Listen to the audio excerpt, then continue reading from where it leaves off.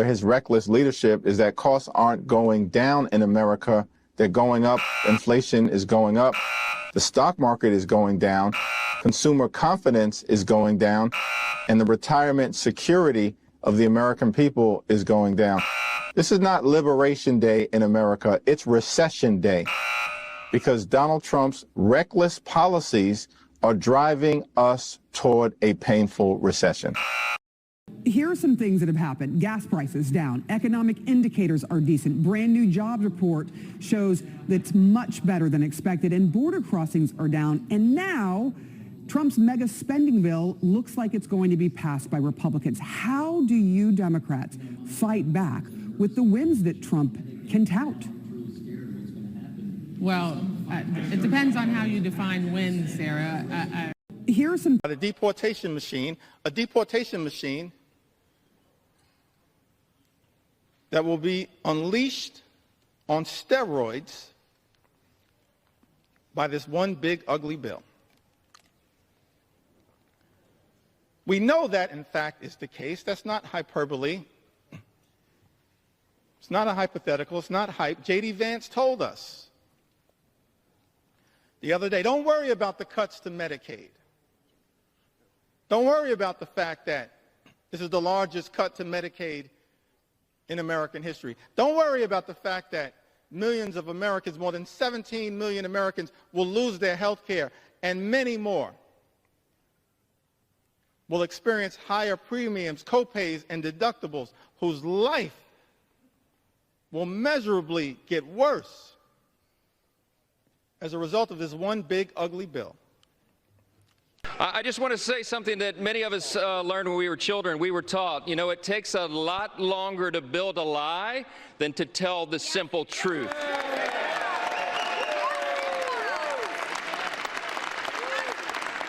It's a sad day for Bootleg Obama. As you saw from the intro, Bootleg Obama made series of claims about the Trump recession, about gas prices going up, as you saw from the clip in the intro.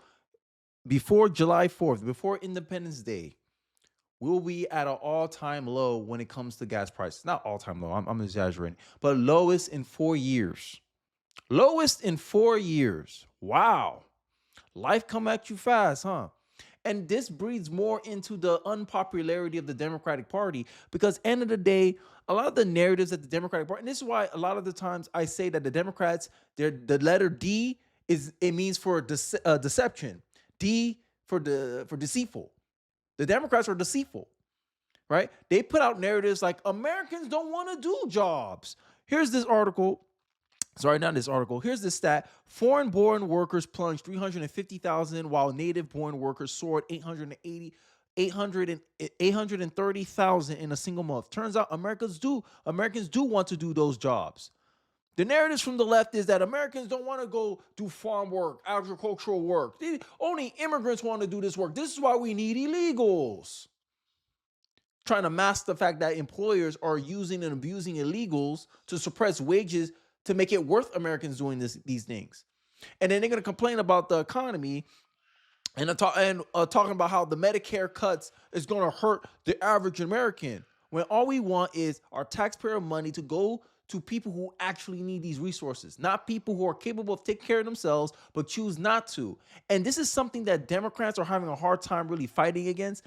And this battle of narratives, why they're losing so much ground, it just shows that they have nothing. They don't offer any solutions. They offer no alternatives. You just see Hakeem Jeffries for 8 hours. I think he broke a record. 8 hours to delay the inevitable. And no one's going for it. If Representative Jeffries' forced speech delaying tactics pleases the base who demands we fight everything, then we clearly have further to fall. That was utterly pointless, politically, and substantively total beltway nonsense. Can we please have strategy and tactics that continues to move the public or impact the debate? Nope, because they got nothing. Nothing. All they got is criticisms. All they got is complaints, but it ain't got no alternative vision. They don't have no alternative solution. And this is why Democrats will continue to fall further down the support bank, I guess.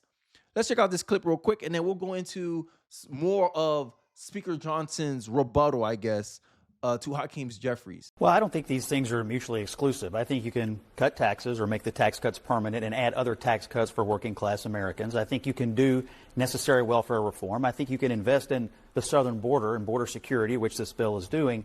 And then you can also pay attention to spending. Now, Pete's right. I mean, some of this bill doesn't get to the mandatory spending, and ultimately of the federal budget right now, like 21% of it is discretionary and the rest is just mandatory spending. So you got to tackle that down the road. This isn't a spending bill. It's a reconciliation bill, and it's largely a tax bill that makes the tax cuts permanent, adds tax cuts for working class Americans. On the Medicaid piece, though, there's obviously going to be a big debate about this. I mean, there are like almost 5 million able-bodied people on Medicaid who simply choose not to work. They spend 6 hours a day socializing and watching television.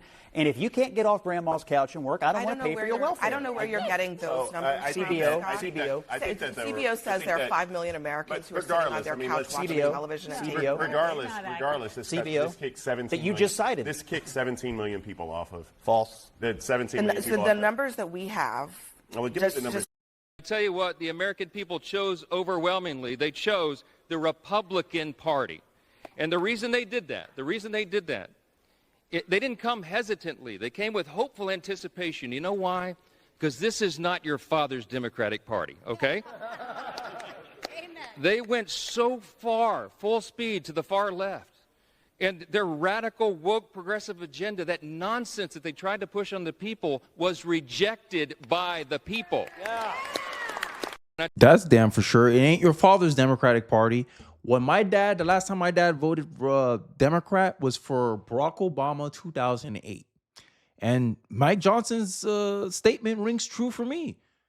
The last time my father voted Democrat was for Barack Hussein Obama in 2008.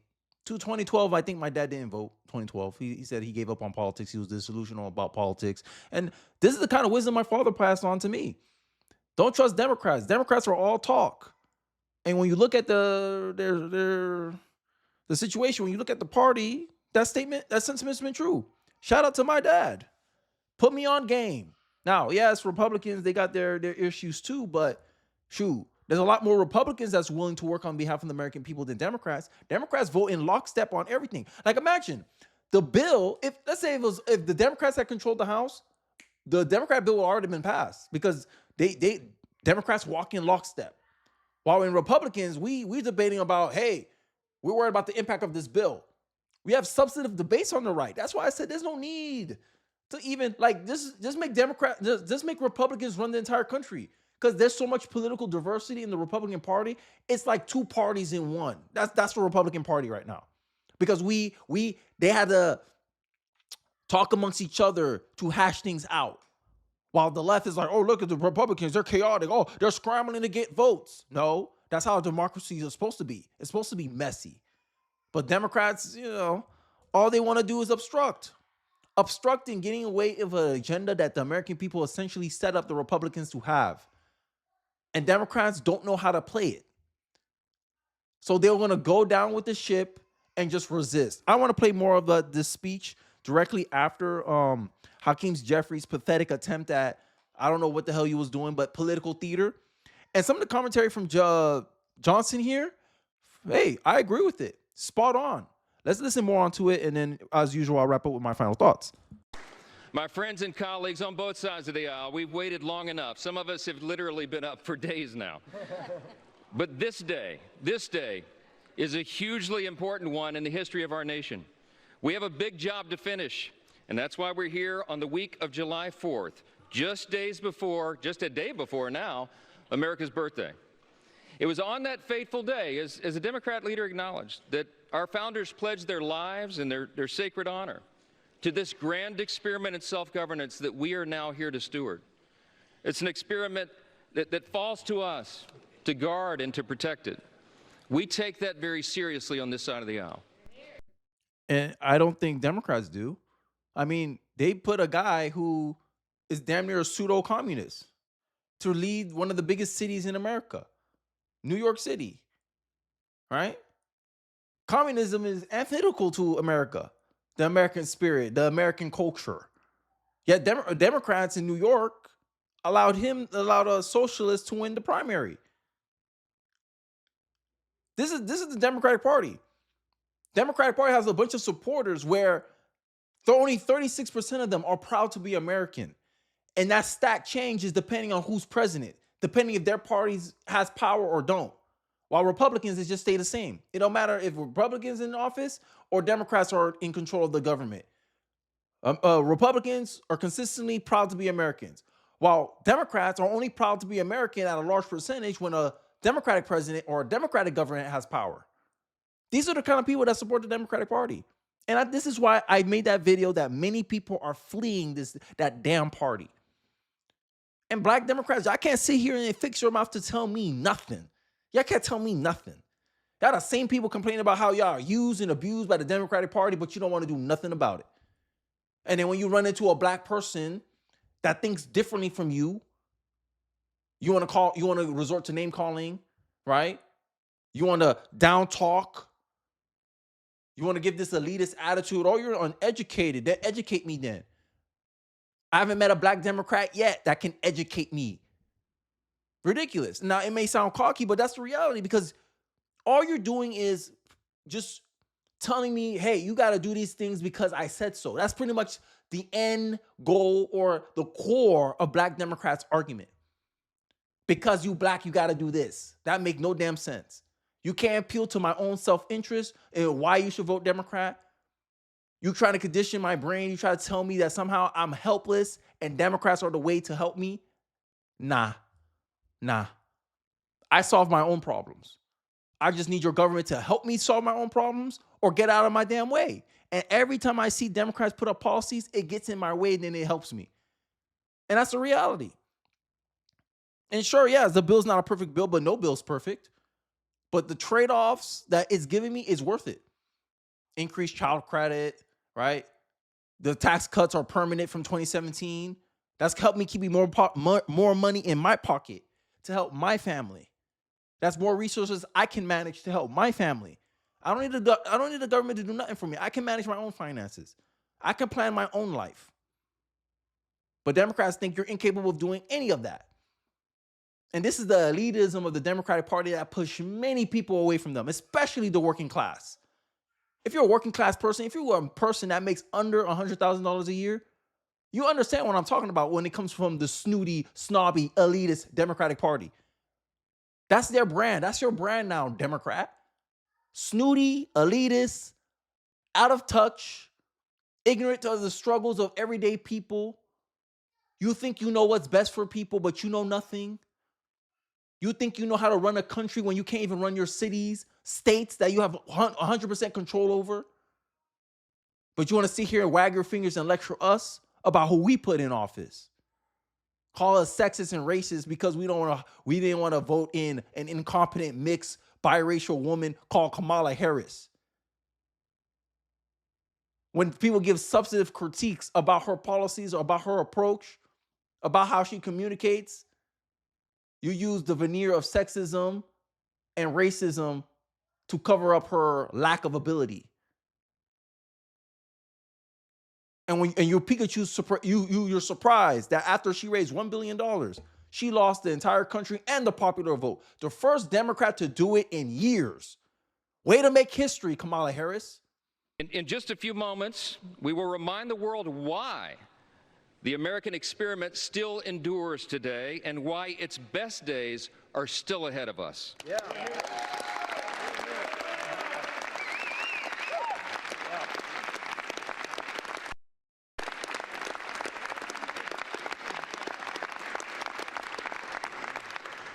Mr. Speaker, with one big, beautiful bill, we are going to make this country stronger, safer, and more prosperous than ever before. And every American is going to benefit from that. Yeah. And that's the message of the Republican Party. Every American, rich, poor, black, white, Asian, Indian, Hispanic, every American can find something to benefit from it. Unlike Democratic policies where they only black people, pretty much only racial groups part of our coalition is who's going to benefit from our bills. Student loan forgiveness. If you look at the data, college-educated people disproportionately vote for the Democratic Party. So because it's their constituents, that's what Democrats care about. Oh, we need to forgive student loans. Only 40% of the country has student loan debt. Yes, you heard that right. Only 40% of the country has student loan debt. So it's a minority, but Democrats pretend they're doing the country a favor. And then there's these same college-educated people who have these nose in the air, condescending attitudes when it's the taxpayers, it's the tax money of working class Americans that's used to pay off their useless degrees. I digress. Purity test. That's what a college degree represents to me now. A purity test. Liberals take over these corporate America industries. They gatekeep. They go take over colleges, gatekeep that. And you got to go through their indoctrination camp just to have a chance at a good paying job. That's the game. And we're going to break that. Working class Americans are going to break that. There's a reason why these snooty college educated people think that you need a college degree to learn before you can vote. Because they're starting to realize that the working class, like if you don't go to college, you're more likely to vote Republican. And they like to paint that as you being, oh, look at this, the uneducated vote leans Republican. But no, it's not uneducated. It's unindoctrinated. Because if you look at these institutions, these college institutions, they're overrun by liberal professors. I can make the argument that the Democratic Party have the brainwashed vote. Because that's what a college degree signifies to me. That you have to go through this whole system, essentially, that's trying to influence you to be open to the Democratic Party, their ideology, and their nonsense that they push. They teach you how you're supposed to be. You're supposed to act like this. This is how professional people act. This is how educated people act. They're trying to socialize you to be a Democrat. That is the job of the liberal college system. And with a 16-to-1 ratio for every one conservative teacher, there's 16 liberal professors. The odds are in their favor that you're going to come out with liberal democratic sentiments, leanings. This is the plan. This is the plan. But they were pretending they're so educated. Nah. Indoctrinated is more the word. And I think the one thing with Hakeem Jeffries that kind of got proven here in this statement here is the fact that they got how can you speak for 8 hours? Think about that. Was anything of substance said during those 8 hours? I didn't watch 8 hours of him speaking. It meant nothing. It's just like the Democratic strategist in the early part of this video that I referenced said. It's nothing more than a delay tactic. You're delaying the inevitable. Oh, look, Democratic supporters, I was fighting for you. Look, I stalled the vote for 8 hours. No substance. It didn't move any agenda. It didn't do anything. Hakeem Jeffries come across as annoying here. Let me know in the comment section. Did anything of substance was said during those 8 hours that Hakeem Jeffries was spitting up there, spitting bunch of nonsense? What did you hear anything that bootleg Obama was spitting out there? Nope. No one cared. And they wonder why they got a low approval rating. Because their fight is merely against Trump. That's it. They hate Trump more than they love America. That is the brand that Hakeem Jeffries exposed. That's it. You don't want to make government systems more efficient. You don't want bad actors to not be able to take advantage of our government system. You want people to continue defrauding Medicare. Is that what the Democrats? Oh no, because Trump's for it. Trump's trying to cut it out. We are against it. Dumb. And the Democrats were warned countless times. Anti-Trumpism isn't enough anymore. In 2025, anti-Trumpism isn't enough. And the only thing anti-Trumpism galvanized is already strong Democratic voters. But people more in the middle, like myself, right-leaning people, it ain't working. You got to bring more to the table than useless delay tactics. But I digress. Let me know if your thoughts in the comment section, bro, how you felt about bootleg Obama's 8-hour speech. And let me know if you found anything substantive about it. If not, Independence Day, Trump's going to make his first signing of a bill in a long time. I think the last thing he signed was the Lincoln-Riley Act, I think. But, let me know what you guys thinking in the comment section below. I'll be here to see and read all your comments. Don't forget to like, comment, subscribe. Please share this video if you're so inclined. It really does help me on the algorithm. And I'll catch you guys on the next one. Peace.